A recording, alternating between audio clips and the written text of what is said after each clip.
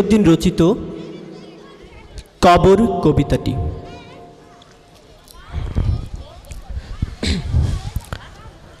এইখানে তোর দাদির কবর, ডালিম গাছের তলে ৩০ বছর ভিজায়ে রেখেছি দুই নয়নের জলে। ছোটখাটো তার হাসি ব্যথা মাঝে হারা হয়ে গেল দিশ।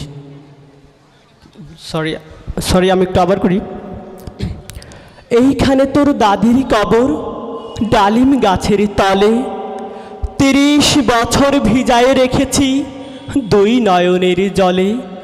এতটুকু তার ঘরে এনেছিল সোনার মতন মুখ, পুতুলের বিয়ে ভেঙে গেল কোলে, কেঁদে ভাসাইত বুক।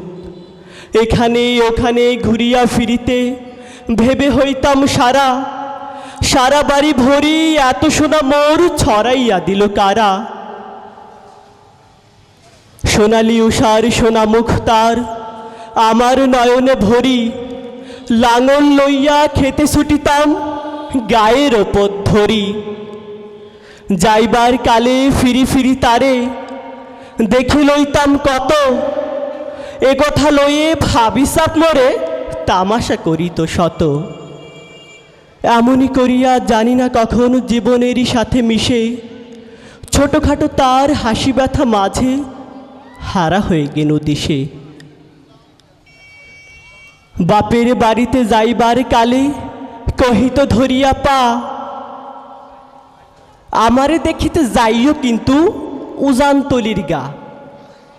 শাপলার হাটে তরমুজ বেচি ছপসা করি দেরি, পুতির মালার একখানা ছড়া নিতে কখনো হতো না দেরি।